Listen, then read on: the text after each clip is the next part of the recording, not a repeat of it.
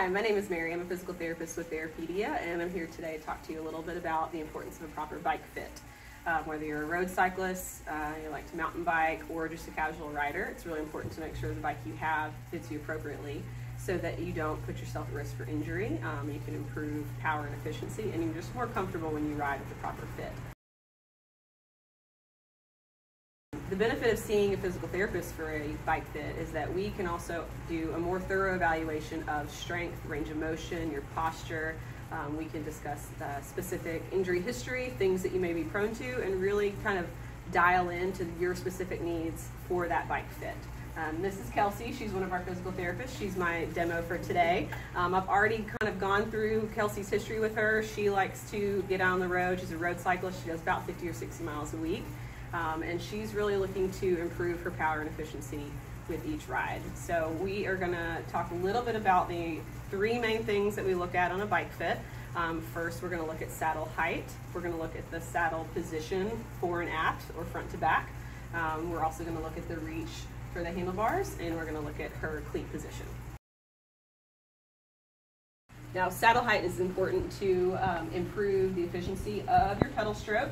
It's also going to ensure that you're not moving too much in your lumbar spine. Because if this bike were too tall for Kelsey, what she would have to do is reach really far with her leg to get to the bottom of the pedal stroke.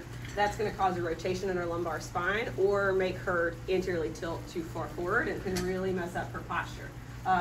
If it's too low, she's not going to be able to really get full power through the pedal stroke, because she's not going to be able to really kind of flex and extend her leg throughout the whole range of motion and take full advantage of her strength and mobility.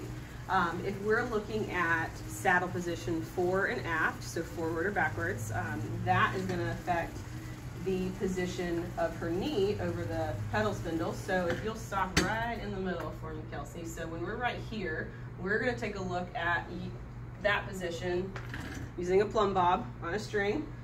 We take a look at where her knee falls in relation to the pedal stroke. So for Kelsey, her knee is a little bit forward of the pedal spindle. And so what that means is she's going to be a little bit limited in maximizing her power with each stroke. So she's not going to be able to utilize her quads and glutes as efficiently as she should. So what we would do for her maybe is scoot her saddle back a little bit, so we can get her knee directly over the pedal stroke, or the pedal spindle, sorry. And that will really maximize her efficiency. Now, when we're working on the reach to the handlebars, the things that you really want to look at are the angle of your shoulders. So you want about a 90-degree angle from your trunk to your arm. And you also want about a 45-degree angle at your trunk here. That way you can have a nice neutral spine. You're not going to, Kelsey's a little bit too rounded, so sometimes if you have a little too much rounding in your back, it can create low back pain even riding for a while. And it can also alter how you're positioned in your thoracic spine. So we want to make sure that when you have nice relaxed elbows, you have about a 90-degree angle at your shoulders and about a 45-degree angle at your trunk relative to your hips. We can change that, like we talked about before, either with the saddle position fore and aft, or we can alter the stem length here to either lengthen or shorten it. Sometimes it may require adjusting the bike frame, but usually we can make adjustments just by buying a new stem and altering it that way.